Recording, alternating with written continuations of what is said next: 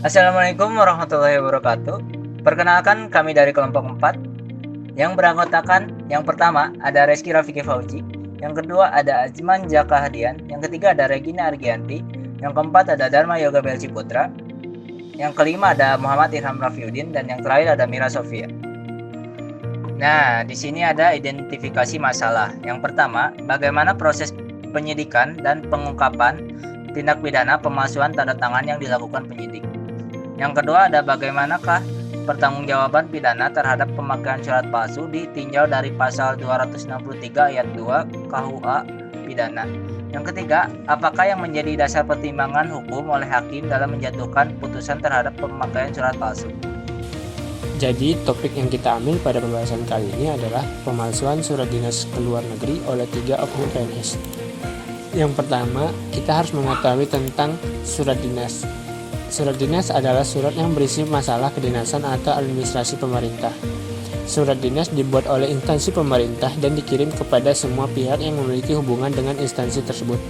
Karena surat dinas sifatnya resmi, maka surat tersebut tertulis menggunakan bahasa ragam resmi.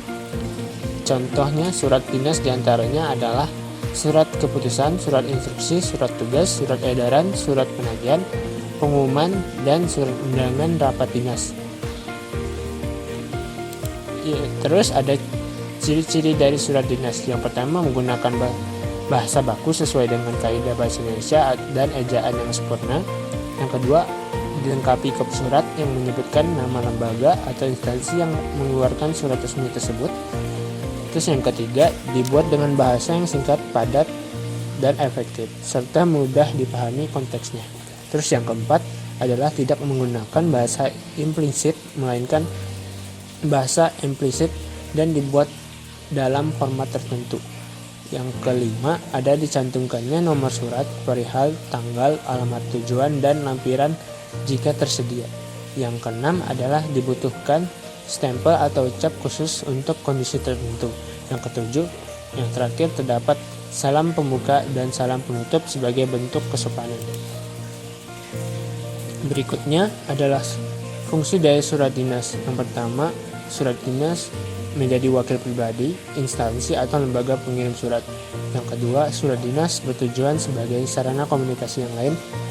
Surat juga mempunyai kelebihan. Yang ketiga, surat dinas berfungsi sebagai dasar atau pedoman untuk menjalankan dan melakukan sesuatu. Contohnya adalah surat tugas ataupun surat keputusan. Yang keempat, surat dinas berfungsi sebagai bukti tertulis yang sah secara hukum. Terus yang kelima, yang terakhir ada surat dinas berfungsi sebagai alat atau instrumen bukti tertulis yang otentik dan yang pastinya mempunyai kekuatan hukum yang mengikat. Contohnya dalam hal ini adalah surat perjanjian. Pemalsuan surat. Perbuatan memalsukan surat menurut Sunato Surodibroto adalah berupa perbuatan mengubah dengan cara bagaimanapun oleh orang yang tidak berhak atas sebuah surat, yang berakibat sebagian atau seluruh isinya menjadi lain atau berbeda dengan isi surat semula. Membuat surat palsu ini dapat berupa: pertama, membuat sebuah surat yang sebagian atau seluruh isi surat tidak sesuai atau bertentangan dengan kebenaran. Membuat surat yang demikian disebut dengan pemalsuan intelektual. Yang kedua, membuat sebuah surat yang seolah-olah surat itu berasal dari orang lain selain si pembuat. Membuat surat palsu yang demikian ini disebut dengan pemalsuan material. Palsunya surat atau tidak benarnya surat terletak pada asalnya atau pembuat surat. Tindak pidana pemalsuan surat. Yang pertama, ada pemalsuan surat yang diperberat, terdapat pada pasal 264 KUHP yang merumuskan: pertama, pemalsuan surat dipidana dengan pidana penjara paling lama 8 tahun jika dilakukan terhadap 1. Akta-akta otentik, 2. Surat hutang atau sertifikat hutang dari suatu negara atau bagiannya, ataupun dari suatu lembaga umum. 3. Surat sero atau surat hutang atau sertifikat sero atau hutang dari suatu perkumpulan, yayasan, perseroan, atau maskapai. 4. Talon, tanda bukti dividen atau bunga dari salah satu surat yang ditetapkan dalam 2 dan 3 atau tanda bukti yang dikeluarkan sebagai pengganti surat-surat itu. Yang terakhir, ada surat kredit atau surat dagang yang peruntukan untuk diedarkan. Yang kedua, dipidana dengan pidana yang sama barang siapa dengan sengaja memakai surat tersebut dalam ayat pertama yang isinya tidak asli atau dipalsukan seolah-olah benar dan tidak palsu jika pemakaian surat itu dapat menimbulkan kerugian. Kemudian tindak pidana menyuruh memasukkan keterangan palsu ke dalam akta autentik terdapat pada pasal 266 KUHP yang merumuskan pertama, barang siapa menyuruh memasukkan keterangan palsu ke dalam suatu akta autentik mengenai sesuatu hal yang kebenarannya harus dinyatakan oleh akta itu dengan maksud untuk memakai atau menyuruh orang lain memakai akta itu seolah-olah keterangannya sesuai dengan kebenaran, maka dipidana jika pemakaian itu dapat menimbulkan kerugian dengan pidana penjara paling lama 7 tahun.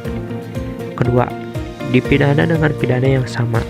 Barang siapa dengan sengaja memakai akta tersebut seolah-olah isinya sesuai dengan kebenaran, jika karena pemakaian tersebut dapat menimbulkan kerugian. Yang terakhir, tindak pidana pemalsuan surat tertentu terdapat pada pasal 269 KUHP dan pasal 270 KUHP yang merumuskan pertama, barang siapa membuat surat palsu atau memalsu surat keterangan tanda kelakuan baik, kecakapan, kemiskinan, kecacatan, atau keadaan lain dengan maksud untuk memakai atau menyuruh orang lain memakai surat itu supaya diterima dalam pekerjaan atau supaya menimbulkan kemurahan hati dan pertolongan, maka dipidana dengan pidana penjara paling lama 1 tahun 4 bulan. Yang kedua, dipidana dengan pidana yang sama barang siapa yang dengan sengaja memakai surat keterangan yang palsu atau yang dipalsukan tersebut dalam ayat pertama seolah-olah surat itu asli dan tidak dipalsu. Selanjutnya, tindak pidana pemalsuan surat tertentu, pasal 269 KUHP dan pasal 270 KUHP. Dalam pasal 269 KUHP merumuskan sebagai berikut. Yang pertama, barang siapa membuat surat palsu atau memasukkan surat keterangan tanda kelakuan baik, kecakapan, kemiskinan, kecacatan, atau keadaan lain dengan maksud untuk memakai atau menyuruh orang lain memakai surat itu supaya diterima dalam pekerjaan atau supaya menimbulkan kemurahan hati dan pertolongan, dipidana dengan pidana penjara paling lama 1 tahun 4 bulan.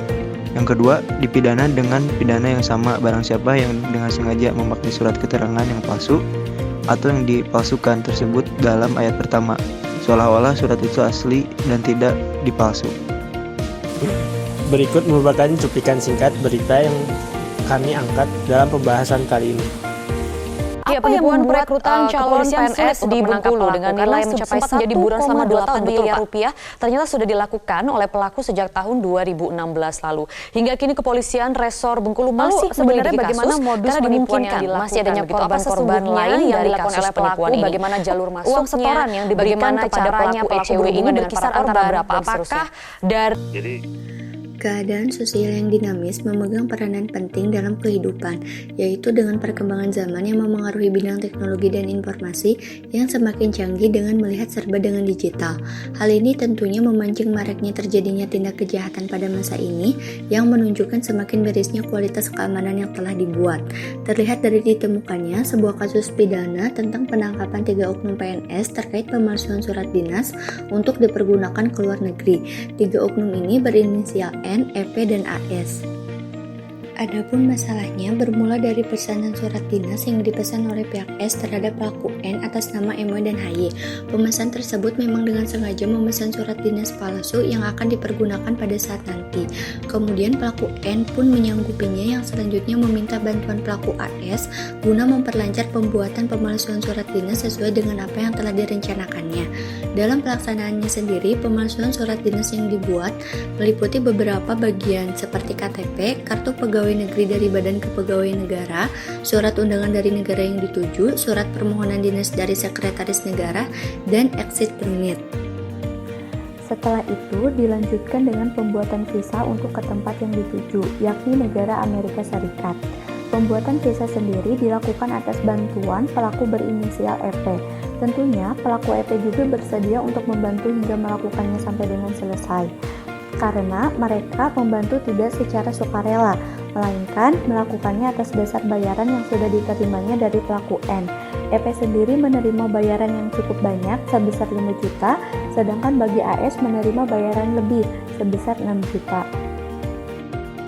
Hingga pada akhirnya, para pelaku oknum PNS pembuat pemalsuan surat dinas pun tertangkap oleh pihak kepolisian.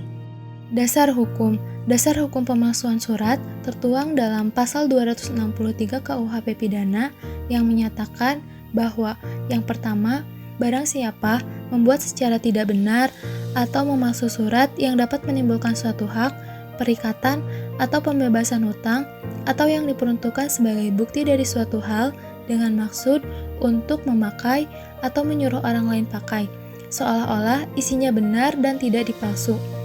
Diancam jika pemakaian tersebut dapat menimbulkan kerugian karena pemalsuan surat dengan pidana penjara paling lama 6 tahun.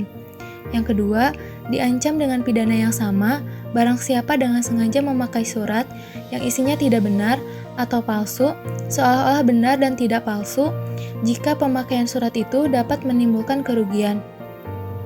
Dalam pasal 263 juga dijelaskan mengenai surat. Surat adalah segala surat yang baik ditulis tangan, dicetak, maupun ditulis memakai mesin. Dengan melihat perkembangan ilmu pengetahuan dan teknologi sekarang ini, surat tidak hanya ditulis, dicetak, dan lainnya, tapi telah ada surat elektronik yang tidak tertulis atau tertera pada selembar kertas yang tentunya lebih mempermudah dalam memanipulasi isi surat. Faktor terjadinya pemalsuan surat terbagi menjadi 4. Yang pertama ada kekuasaan. Faktor kekuasaan dapat dipergunakan melalui penyalahgunaan jabatan yang nantinya akan lebih mudah untuk meyakinkan berbagai pihak agar dapat menjalin kerjasama secara baik. Yang kedua kepercayaan. Faktor kepercayaan di mana pihak-pihak terkait akan mempercayai secara penuh pada orang yang diberikan suatu jabatan dengan maksud mereka memberikan kepercayaan bahwa pihak tersebut dapat menjalankan tugas dan tanggung jawabnya secara baik. Dan yang ketiga lingkungan. Faktor tersebut berasal dari lingkungan sekitar pelaku yang memberikan dukungan atas jabatan yang dimilikinya, sehingga berbagai pihak di lingkungan sekitarnya membuat seorang pelaku tersebut lebih mudah melakukan kegiatan pemalsuan surat dinas itu. Dan terakhir ada faktor ekonomi. Adanya kondisi ekonomi yang kurang bagi seorang pelakunya meskipun para pelaku tersebut telah memiliki jabatan cukup baik, tetapi atas dasar keinginan terkait kebutuhan yang lebih tanpa didukungnya kondisi ekonomi yang cukup, sehingga dilakukanlah berbagai cara untuk mendapatkan uang lebih secara instan meskipun melanggar sebuah ketetapan peraturan. Pencegahan untuk meminimalisir terjadinya pemalsuan surat. Yang pertama, preventif. Preventif adalah upaya untuk penyelesaian melalui pencegahan tindak pidana yang akan terjadi di masa mendatang. Dapat dilakukan menjalankan prinsip kehati-hatian, melakukan kegiatan analisis secara tajam, teliti dan cermat, serta melakukan pengecekan terhadap surat dinas, mengecek keaslian atau keabsahan dari surat tersebut. Yang kedua, upaya represif merupakan suatu tindakan yang dilakukan untuk mengatasi penyimpangan yang sedang atau telah terjadi dapat dihentikan, mengutamakan kesadaran dan pemahaman pihak-pihak terkait dalam memverifikasi dokumen persyaratan surat dinas. Dapat dilakukan penanganan mengenai permasalahan pemalsuan surat keluar yang mana dilakukan oleh oknum PNS, disesuaikan dengan profil dan kondisi yang sedang dihadapi para korban. Ada beberapa pendekatan dalam menyelesaikan, salah satunya restrukturisasi, merupakan pertimbangan hakim dalam perkara tindak pidana pemalsuan surat, diantaranya yang mencakup perilaku terdakwa, kondisi terdakwa, keadaan terdakwa, dan identitas atau status terdakwa. Apabila perilaku tindak pidana adalah seorang pejabat yang memakai kekuasaan, kesempatan, atau sarana yang diberikan kepada jabatannya, maka hukumannya ditambah sepertiga sesuai ketentuan pasal 52 KUHP. Lalu kesimpulan, pemalsuan surat dinas dibuat meliputi beberapa bagian seperti kartu tanda penduduk atau KTP, kartu pegawai negeri dari Badan Kepegawaian Negara, surat undangan dari negara yang dituju, surat permohonan dinas dari Sekretaris Negara, dan exit permit. Surat dinas yang dibuat dalam bentuk digital akan memudahkan para pelaku untuk merekayasa surat yang dibuatnya, sehingga seakan-akan membuatnya sama dengan karakteristik keaslian surat dinas yang asli. Penanganan mengenai permasalahan pemalsuan surat ke luar negeri yang dilakukan oleh oknum PNS ini disesuaikan dengan profil dan kondisi yang sedang dihadapi para korban. Sekian dari kelompok kami, kurang dan lebihnya mohon dimaafkan. Wassalamualaikum warahmatullahi wabarakatuh.